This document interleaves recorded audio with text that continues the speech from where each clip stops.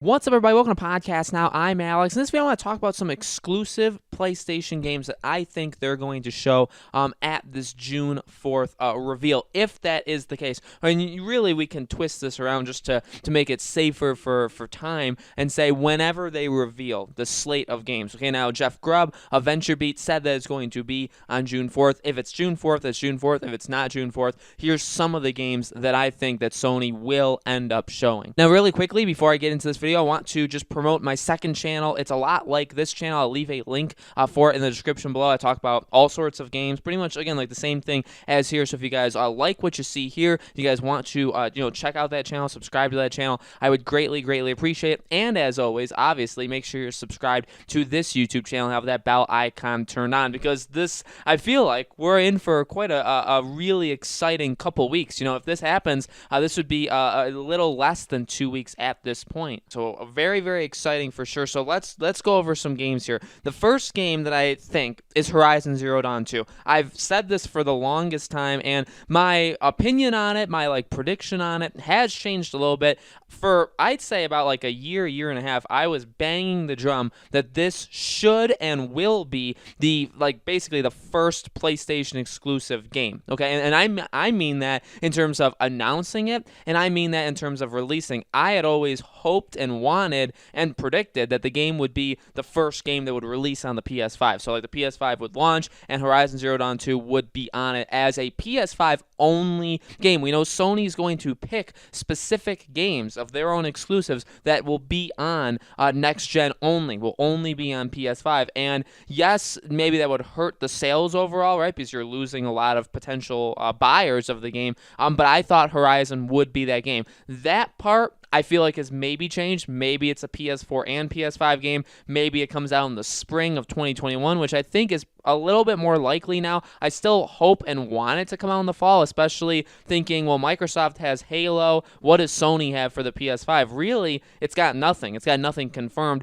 Yeah, you could do The Last of Us Part 2 and Ghost of Tsushima PS5 editions, but in terms of an exclusive to go up against Halo, right now we know nothing from Sony. I think Horizon is a shoo-in. I mean, when you're showing, and basically a theme of these, by the way, are going to be games that I think are very, very close to happening. I don't think it's impossible that we see God of War 2, but because it's a little bit further out, I feel like that game is like a 2022 game. I don't think we'll end up seeing it. I feel like the goal of when they show these games is going to obviously be showing like the power, the speed of the PlayStation. I mean, depending on how they show it, it's very possible that it's just all trailers. In fact, that's probably is what they're going to be. I don't think we'll see massive amounts of gameplay or maybe even gameplay at all. But Horizon is within a year of releasing. I'd say, to be very, very safe, I'd say Horizon is less than a year from releasing. So I think this game is an absolute shoo-in. Again, this game could very, very well be a launch day title. If not, then do you have that,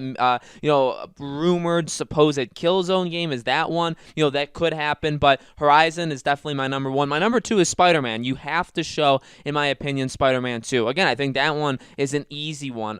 We have a lot of these games, and games take a very, very long time to make. For whatever reason, though, Spider-Man, I think, is happening extremely, extremely quickly. And actually, there are several reasons why. But this game, from everything we've heard about it, very much seems like it's the holiday, like the fall 2021 game. Okay, so next year when they're looking, okay, well, how is Sony going to sell the PS5 in its first, massive Black Friday that's not like when it first launched, right? And what game do you have to go along with that? I think it's Spider-Man 2. Same as Spider-Man really was not just a massive seller on its own, but it was a PS4 seller. And that was back in 2018, September 2018, when, even back then, a lot of people had the PS4. You didn't necessarily need to sell all that many units, and Spider-Man pushed PS4 consoles. So Spider-Man 2, and Spider-Man in general, has literally become, if not the biggest PlayStation property, and literally for PS4, PS5,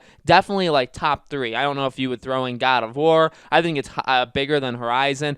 Uncharted, if Uncharted was still around, I would say Uncharted would be one of the top ones. But I don't even it's hard to basically to decide that right now. The Last of Us is obviously a massive one. So I think Spider-Man is literally right up there. Very, very important. And also remember, when Sony's been showing off the PS5 and kind kind of these like closed door events, and they've been showing off the speed and the loading times and stuff like that. What game were they using? They were using Spider-Man. Spider-Man, again, very, very important to them. So I think it's obviously important to Sony, right? It's just the movies even too, right? So I think this is an absolute shoo-in. And again, this game, maybe not a lot of people know that it's actually closer than we all think. I mean, yeah, it's still a year and 2-3 months away from releasing, but like it's coming. It's going to be the fall of 2021. It's going to be that big, that fall game for Sony. So again, that is one that you absolutely have to do. The third and final one I will say is Silent Hill. I want to make a video on Resident Evil 8 very, very soon because,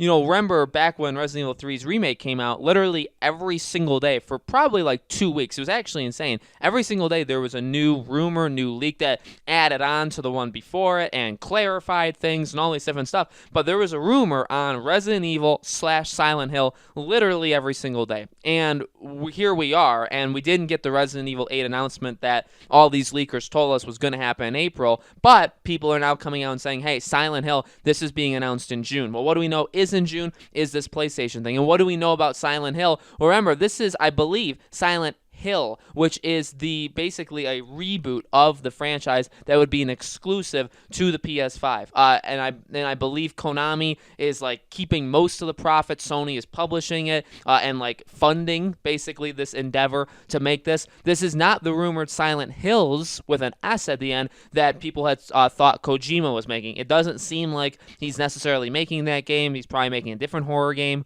just to kind of keep everything in line. Because I know I actually say Silent Hills just naturally. I have the S in there, but it's Silent Hill with no S. I really do think this game is very likely. The rumors, again, like they were gearing up for a long time, and we've heard this. I really feel like dating back to like January or February, right? We heard that something like this could be, really ever since Death Stranding, and people kept connecting it to Kojima, which is fair, again, because we know he is making a horror game, but it's not, there's actually two. There's two going on. There's his horror game, which again people thought was a Silent Hills game, but then there's this game, and again, rumor has it it's a PS5 exclusive game. So I think this makes sense. I think this is one of those oddball, and I maybe I'll throw out right at the very end here a couple of like oddball ones I'd like to see. But if we're predicting like what I actually think is going to be there, I think Horizon is an absolute shoo-in. I think Spider-Man is a shoo-in. God of War 2, like, it wouldn't be the most shocking thing in the world because it's been 2 years since the first God of War. They could show a trailer